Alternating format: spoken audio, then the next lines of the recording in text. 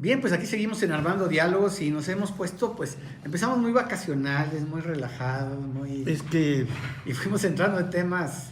bueno, es que son vacaciones, pero el mundo también sigue sufriendo, tocayo. No descansa el sufrimiento. Y hay áreas, Sí, es triste, es triste. y hay áreas pues en ese planeta que quizás no se la están pasando bien. Y de hecho, si quisiéramos pensarlo así, casi al ingreso de las vacaciones, pues abrió todo este conflicto, digamos, ahorita hay conflictos latentes, fíjate que bien nos sale todo el drama, ¿eh? Sí, sí. Hay conflictos latentes, por ejemplo, Inglaterra y Hong Kong, siempre sigue siendo Un punto. un conflicto latente, y hablar de Hong Kong es hablar Inglaterra, China propiamente, luego Rusia, Ucrania y la OTAN, que es... Y ahora el Estado Islámico, porque Ahora he entrado otra vez el en Estado ese- Islámico. Sí. Entonces, nos vamos de vacaciones. Quizás estamos en la orilla del mar, con Mazatlán, tomando ¿cómo se llama? Un ceviche y una cerveza en una hamaca, pero en otras partes del mundo se están matando, realmente. Dando con tubo, ¿no? Sí. Y hay conflictos latentes. Bueno, esperemos que nuestro proceso electoral siga a través del proceso institucional. Nada más habría que ajustar el asunto de que, fíjate, hace muchos años escribí yo que nunca quise que México se convirtiera en Colombia. Escribí eso en el siglo pasado, cuando escribía en El Sol de Durango. Porque todas las tendencias iban al empobrecimiento, al aumento de adicciones, y dije... Wow. Cuidado, vamos a vivir como en Colombia de Escobar Gaviria y demás. Y lamentablemente todas esas tendencias nadie las paró. O sea, los gobiernos, las instituciones no pudieron parar esas tendencias y vivimos hoy como en Colombia. ¿Qué pasaba en Colombia? Que mataban a los candidatos. O sea, el candidato ya era deporte de riesgo, ¿no? Entonces creo que esa es una cosa que esperemos que pare en los próximos, en este proceso electoral, porque sí ha habido varios casos. Aunque sean chapulines, tocayo. Aunque sean de los que sean. Sí. Somos seres humanos. Tú eres defensor de derechos humanos. Soy defensor. No, yo sé que lo dijiste de broma. Sí, es una broma.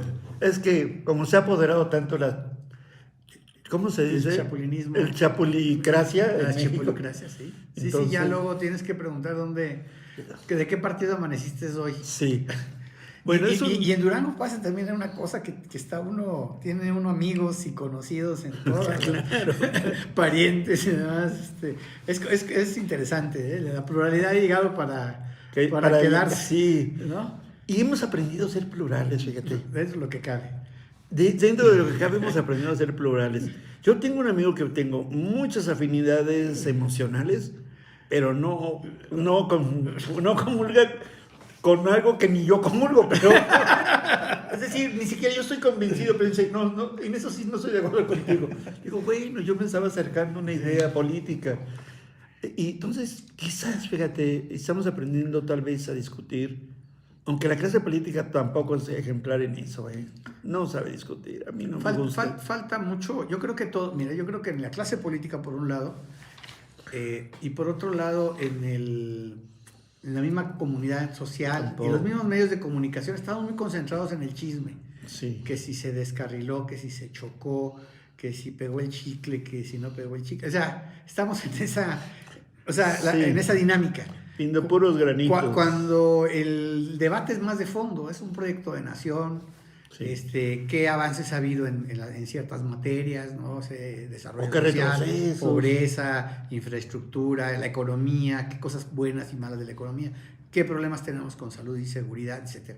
Creo que ese es el lugar donde debemos de debatir y buscar con profesionalismo y con seriedad y sensatez cómo resolver ese tipo de problemas. Creo que necesitaríamos profesionalizar más la política, porque la política puede ser profesionalizada y puede tener ese ámbito, vamos, de mayor respuesta a los problemas de la gente.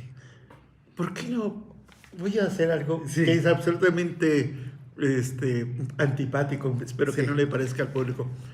Tocayo, nosotros hemos aprendido del diálogo mucho, quizás porque no tenemos conflictos en ese sentido. los conflictos de interés por tener algo hace que uno se pelee en realidad, que juegue sucio, que haga golpes abajo de la mesa. Eso es lo que ocurre en la política. Pero ciertamente aquí la dimensión platónica de hablar, de platicar, de quizás dudar un poquito a veces hasta de tus propias convicciones. Yo hace mucho conocí a una antropóloga noruega yo platicaba con ella y de repente yo le planteaba algunas tesis muy antropológicas y me decía, ¿yo qué crees? Claro, en un poquito al estilo noruego. O sea, ¿yo qué crees? No estoy convencido de eso, no tengo tanto convencimiento. Yo nunca he escuchado a algún político que baje un poquito la guardia, que diga, pues creo en esto, aunque no estoy al 100% seguro.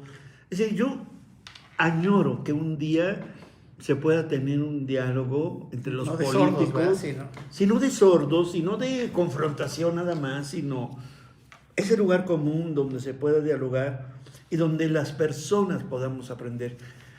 Se dice que, por ejemplo, la izquierda alemana hacía grandes debates sobre Freud, sobre la sexualidad, sobre muchos temas, y incluso invitaban, digamos, a Wilhelm Reis dialogando con otro psicólogo, y hablaban de la sociedad y todo, y la gente iba a oír y aprender.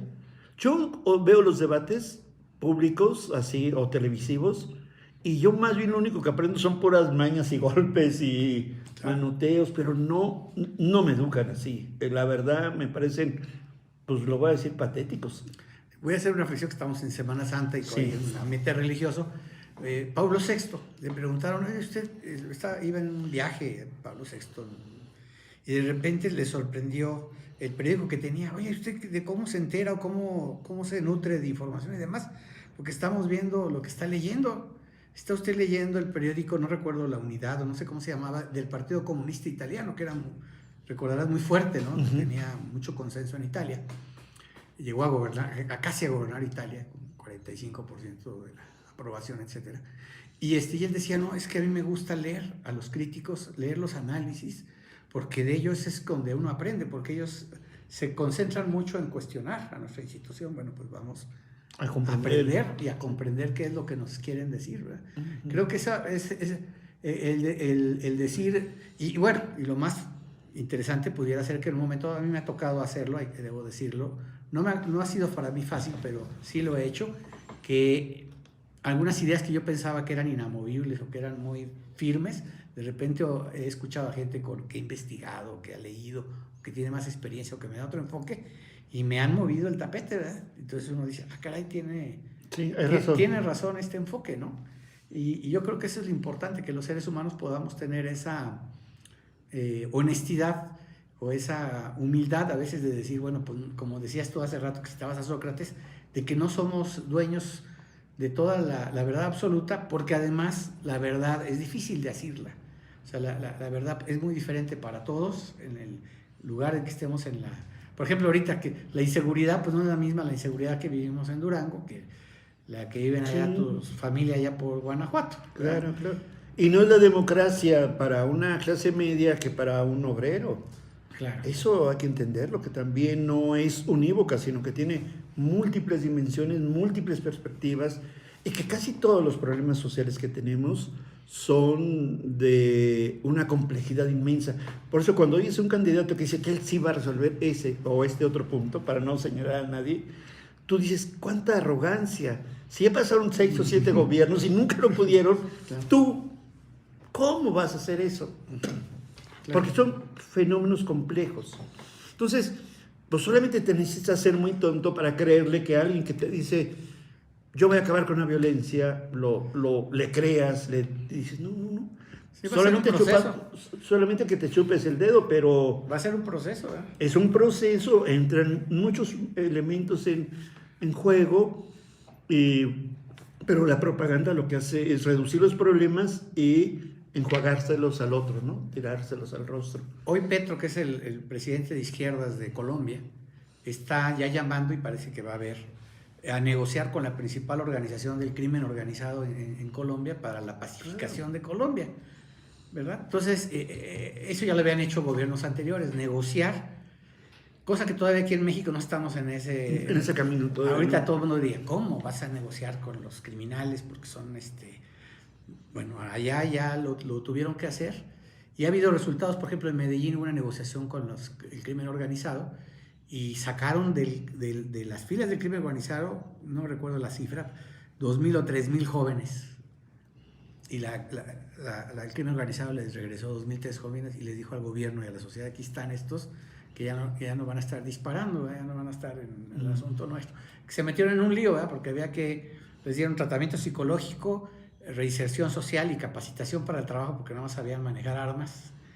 Y hubo un cierto resultado, un porcentaje de jóvenes que lograron reinsertarse sanamente a la sociedad, pero fue una negociación de un Estado, ¿verdad?, legítimamente constituido con los criminales. Claro.